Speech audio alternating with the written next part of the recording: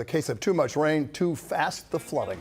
The streets in Bayonne, New Jersey. Several motorists stranded and had to be rescued. Flooding also in Brooklyn. Cars trying to get through flooded streets in Clinton Hill. And we're just getting word that someone was pulled from a flooded basement by divers in Crown Heights and taken to the hospital. Their condition right now unknown. There are also so many downed trees in several communities. This large tree came crashing down in the middle of a busy street. This is in Flushing, Queens. And then a tree landed on a house. This was in Yonkers in Westchester County. Fortunately, no reports of any injuries in this incident. And another downed tree in Woodbridge causing transit delays all afternoon on the North Jersey coastline. We begin our coverage tonight with Chief Meteorologist Lee Goldberg, who has been warning about this storm all week. Lee? Bill and Liz, the old New York City drainage system can handle just under 2 inches an hour. You know, we've seen us flood, whether it was with Ida or other events where we have bigger rainfall rates. That's what we had today, a little over 2 inches an hour, and that's why you see water into the subways, low-lying areas, and flooding across the city. And we still have tough travel because of all the leaves on the street, some standing water. It's still breezy out there, even though conditions are improving, unless you're over parts of Connecticut and Long Island. Looks like we have a new flash flood warning along the Hudson, probably right near Poughkeepsie. Otherwise, flood advisories for New York City, Hudson Valley, and into western Long Island as we go through about 6:30. We've had minor to isolated moderate flooding. Looks like some of those were just taken away, but some moderate flooding, Barnegat Bay and also in Freeport. Numerous storm reports, and I do want to show you a couple of the newer ones that came in. It's in Hartsdale with some downed trees, and that was just before 3:30. But check this one out. In Battery Park, a water rescue of an occupant in a car by FDNY at Smith 9th Street in Brooklyn. How about that? In Washington Heights, flooding on the George Washington upper level eastbound. So flooding all over the place in the area. And we still have some showers around, but the heavy rain definitely has moved east into New York City. We've had some gusts that have peaked. These are peak gusts, 45, 50 miles an hour. Yes, they are down. It'll be breezy. And then it gets gusty again tomorrow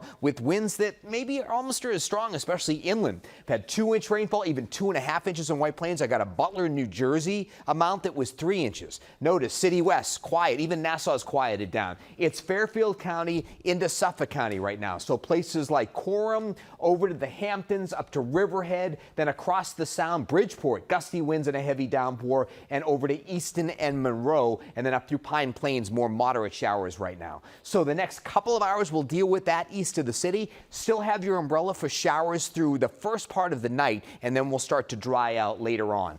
40s and 50s tonight with the first half of the night showers, then blustery tomorrow, temperatures in the 50s, clouds and sun kind of back and forth, but it's all about the wind, and there's a new wind advisory that's out for Halloween starting midday and going right through Friday night, so the gusts will be there during trick or treat. We'll talk about the howling Halloween. Got to secure those decorations into tomorrow night. It'll be blustery. Have the marathon forecast. Will continue to cover all of this storminess, but check this out. We've had damage across parts of Queens, in Corona, Queens, specifically a tree down. That's where Eyewitness News reporter Anthony Carlo picks up the story. Anthony.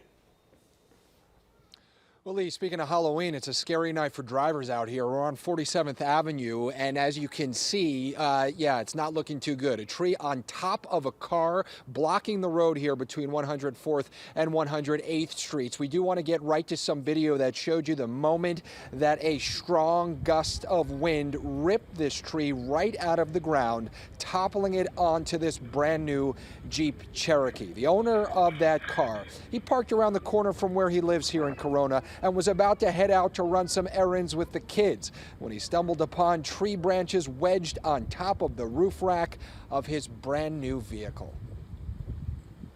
It's very surprised, but you know, almost I cried because it's my first car. That's why. Really? Yeah. How long have you had it? I have like 3 days ago. I bought it 3 days ago. The wind was powerful. It was like a tornado, like if a tornado just came and hit, and in like second, the tree just fell down and the roots came up. Now, this storm left its mark across the city, but especially in Queens, where more than one tree went down. A big one went down in front of a home at 160th Street and 33rd Avenue in Flushing. And in Queens Village, a BMW took the brunt of it. A tree smashed the back window and the sunroof. A lot of unhappy drivers, both trying to get home from work tonight and those whose cars became victims of this storm. Back to a live look now at this Jeep Cherokee here with the tree still sitting on top of it. You know, an issue here is also the power lines, because you see these lines, if we could just point up a bit, dangling, and we are told the FDNY did come out here to make sure there were no live wires that could certainly create dangerous situations for people coming outside of their homes. But they are waiting tonight for someone to get this tree off the road. We're live in Corona. Anthony, Carlo, Channel 7 Eyewitness News.